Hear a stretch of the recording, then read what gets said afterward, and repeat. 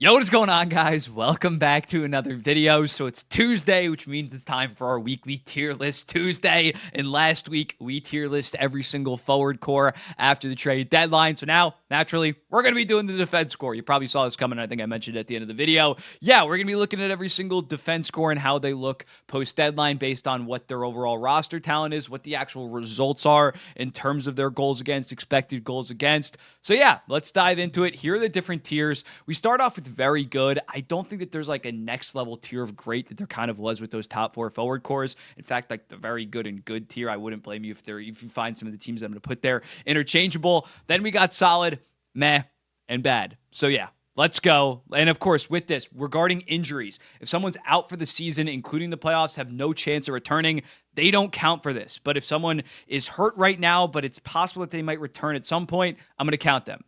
Just wanted to get that out of the way at this point. For example, a team like the Boston Bruins, McAvoy might return. Hampus Lindholm is very unlikely to return, so I'll count McAvoy, won't count Hampus Lindholm. Let's get into it. Carolina, very good. When looking at it, they lost Brady Shea and Brett Pesce this offseason, brought in Gothis Bear and Sean Walker at like half the cost, and have really not skipped a beat. Still one of the most defensively sound teams in the NHL. Slavin's balling out. Brett Burns is regressing a little bit, but they have obviously the two guys that they brought in, as well as arguably the best like third pair in the NHL or whatever their third pair is, in Jalen Chatfield and Dmitry Orlov. It's a disgusting defense core yet again. The Chicago Blackhawks lost Seth Jones. It was already a bad defense core when looking at them. Alex Vlasic is the one good spot on that I think is going to develop into a really good player. But yeah, it's pretty safely after losing Seth Jones, a bottom three defense core in the NHL. Colorado, I don't love Colorado's depth after that top pair. I think I'm going to put it in good right now. I'm obviously lower on the line. Ryan Lindgren trade than others. It's definitely closer to very good than solid. We're going to see how the rest of this shakes up. Maybe I'll move them around, but right now I'm going to put them in good. Columbus, when looking at it, I think it's kind of an underrated defense core. Zach Werenski's obviously Norris level, but on top of that, you have Ivan Provorov that has really rehabbed his game after playing in more of a reduced role compared to in Philadelphia. He had to play 24, 25 minutes a night. Severson, there's some concern definitely about that contract going forward, but this season still a pretty damn solid offensive defenseman. Denton Mateychuk has been pretty encouraging. So I think it's a middle of the pack defense score at this point. Dallas, the right side holds them back from being very good when looking at them having Cody Ceci. Lyubushkin's been pretty good for them, but Matt Dumba as well. The left side's like the best left side in the entire NHL with Harley Heiskanen and Lindell. But at this point, yeah, you can't be half a defense core and get into that top tier. The Edmonton Oilers, offensively, it might be the best offensive defense core in the NHL. And looking at Bouchard, Wallman, Nurse, Ekholm, there are some concerns about some of those guys' defensive qualities on top of the depth within this defense core. So I'm going to put it in good at this point. But yeah, it's definitely more of an offensive defense core than defensively. The San Jose Sharks, after trading Wallman, I think that they pretty easily probably have the worst defense core in the NHL. Don't really think that that's up for that much of a debate. Detroit, they're not as bad as Chicago and San Jose, but I think that they belong in bad. I really like Simon Edmondson and Moritz Seider, but outside of that, it is kind of a train wreck and probably why Detroit is not going to end up making the playoffs. This might be the most controversial one that I have yet. The LA Kings across all metrics are like the best team defensively in the NHL this season. And a lot of that was without Drew Doughty. When looking at them, I think that it's a very good defense core. Drew Doughty, then you got two very good second pair guys that can play top pair in Mikey Anderson, Gavrikov, as well as the young guys that they have like Jordan Spence, Brandt Clark, and a Joel Edmondson, a reliable guy on that third pair. He's overpaid, don't get me wrong, at $3.8 million. But I think it's a very good defense score now that they have Drew Doughty back. You look at the numbers. The numbers are so overwhelming for them being such a good defense score that I think I would put them in very good. Not saying they're like levels above Colorado, Edmonton, and Dallas, but the results are just undeniable with this team. I'll probably flash them because people won't believe how good they've been. But yeah, they have. Winnipeg, I also think belongs in very good. When looking at the emergence of a guy like Dylan Sandberg that I'm going to talk about more, I have like an underrated video coming out down the line. He's really taken this defense core from good to very good. Top pair, Josh Morrissey, DeMello didn't really have a ton after that. I still think Neil Pionk's a little bit overrated because of the point totals, but Sandberg has really emerged as a good top four guy on top of having guys like Luke Shen and Colin Miller. I think it's a very good defense score. Kellebuck definitely makes them look better. I think Carolina is better than both of them, but yeah, I think at this point, Winnipeg, pretty damn good. Montreal, if we're counting Caden Gooley coming back, which he was skating the other day, I think it's in solid. Hudson has emerged himself as a very good top pair offensive defenseman. Mike Matheson clearly last year was a little bit fugazi just because he was on that top power play. But yeah, it's pretty solid. Probably definitely closer to meh than good in my opinion. The Nashville Predators, Roman Josi kind of just like carries it from being in bad at this point. Brady Shea, massive flop. They traded away Luke Shen.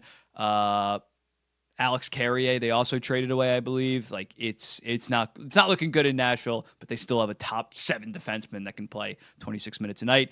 Anaheim, I'm really encouraged their future of their defense core, especially with a guy like Jackson Lacombe breaking out. But at this point, it still is kind of bad relying on guys like Gudas is still effective, but not as your number 2 defenseman. Jacob Trouba as well.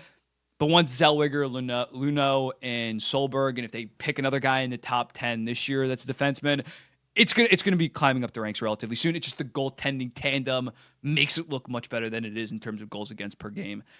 Vegas, I'll go with good once Shea Theodore is obviously coming back. The 3-headed monster is great, although Pietrangelo is regressing a little bit. You could argue very good. I might end up moving some of these teams up, so watch till the end of the video. The New Jersey Devils, Dougie Hamilton is out for the rest of the regular season, might come back for the playoffs. Siegenthaler's out for the rest of the season, period. I think I'm going to put it in solid if we're assuming Dougie Hamilton's coming back. If not, it does go down into meh, but they still have some solid pieces on the defense core. Luke Hughes, Kovacevic, Pesci, Dylan. When they're fully healthy, I think it's good, arguably very good. They haven't been playing to the level of very good, but it's definitely still solid as long as Hamilton's back there. Seattle, meh. Adam Larson and Alexiak have kind of fallen off a decent amount. Still have a good 2-headed offensive defenseman monster and Brandon Montour and why am I blanking on Vince Dunn, one of my favorite defensemen in the NHL. On top of Riker Evans emerging as a guy that could be something. But nah, it's still pretty bad. Man, they're doing Joey Daccord no favors as of right now. Florida, I'm going to put in good. Seth Jones definitely helps them a decent amount. When looking at it, still don't love the depth of that defense core. And now Kulikov's hurt. We got to see what that injury is. I'm obviously counting him in this. But yeah, Forsling's a legit one. Ekblad and Seth Jones are more, in my opinion, like number 3s on a true contender. But the two of them combined to make like a solid 2-3. Good. Next up, we got my New York Islanders. The defense core was definitely a strength of this team. Like 2 to 3 years ago, it wasn't good, maybe even very good. I think I'm going to go with meh right now, just because of some of the guys that have fallen off. Ryan Pulock has fallen off a decent amount. Mayfield never was really anything special, but is pretty ass, as well as Dobson not really having the offensive output. We're relying on Tony D to play serious minutes. Romanov has been a big plus in terms of his development, and Adam Pelech is still locked down defensively, but overall it's a pretty meh defense score at this point. The Rangers, I think, are also pretty meh. Outside of Adam Fox, Keandre Miller's playing pretty solid, but beyond that, you got Braden Schneider, Carson Soucy, Zach Jones, Urho Vankanainen. Nothing really special for the New York Rangers, and they've been making Igor Shesterkin's life tough. I think I saw a stat from Johnny Lazarus that they're second in the NHL in high danger chances allowed. Ottawa, I'm going to go with solid. I think that's about fair for Ottawa. Sanderson, Shabbat, Zub. It's going to be interesting once Yakubchuk gets up. They're going to have a loaded top 4 then. But right now, Nick Jensen has been a solid fit. I can't quite go good yet. They're closer to good than meh, in my opinion, though. The Buffalo Sabres, the talent is there on paper. They just don't fully mesh. Bowen Byram, Dahlin have been a great pair. I think that's more so because of Dahlin, obviously. The right side is pretty weak because, again, they have just so many left-handed defensemen that I think I'm going to put them in meh right now. Philadelphia, this might be controversial. Philadelphia, similar to LA, their underlying numbers are crazy. It's like top 10 across the board, and maybe that's just towards being such a defensive coach, but they do have some solid players within that defense core. Sanheim is a very underrated defenseman, not a legit number 1, but a good top pair guy. Rasmus Ristolainen has really rehabbed his game from a defensive perspective. I'm really high on Cam York. Drysdale has been better than he was in Anaheim. I think it's kind of solid. It's kind of solid, but it's definitely closer to meh than good, for sure. But I mean, the results don't lie. It's the goaltending that has been. They're like the inverse Anaheim. Anaheim's goals against average looks pretty decent because their goaltending has been so bad. Philadelphia's goals against looks so shit because they've had, without a doubt, like the worst goaltending in the entire NHL. So I think I'm going to go with solid. Nick Seeler as well. Like they're just a cohesive unit that plays together. Calgary, Rasmus Anderson has fallen off a decent amount. They're doing Dustin Wolf no favors. He is fighting for his life every night back there. Mackenzie Weegar's still a stud, though. Don't get me wrong. Minnesota Wild, I think that they fit in very good. They have that three-headed monster of Brodin, Spurgeon, and Faber. And now Jake Middleton has really proven that he's a legit good top four defenseman playing big minutes with Brock Faber. I don't love the bottom pair, but I think within that top four, it's pretty damn special. It's definitely like a top three, top four in the entire NHL. Pittsburgh, I'm going to go bad. Chris Letang has fallen off a sizable amount. They traded away Marcus Pettersson to the Vancouver Canucks. Eric Carlson, I still think is a pretty damn good defenseman, but it's really just him and kind of bums at this point. St. Louis, they're paying a lot for their defensemen. They got a lot of $6.5 million defensemen. It's pretty solid. It's a pretty solid group. Parayko, I assume, is going to come back this season. He's dealing with an injury. He's locked down defensively. Broberg has been a revelation in terms of their defense core. Justin Falk is still solid. Cam Fowler's been like 50-point pace ever since he got to St. Louis. So it doesn't wow you, but it's pretty deep. It's pretty damn deep. Ryan Suter, a nice veteran presence. Boston, again, I'm assuming that McAvoy is going to return. Hampus Lindholm will not. It's pretty meh. They also traded Brandon Carlo at this point.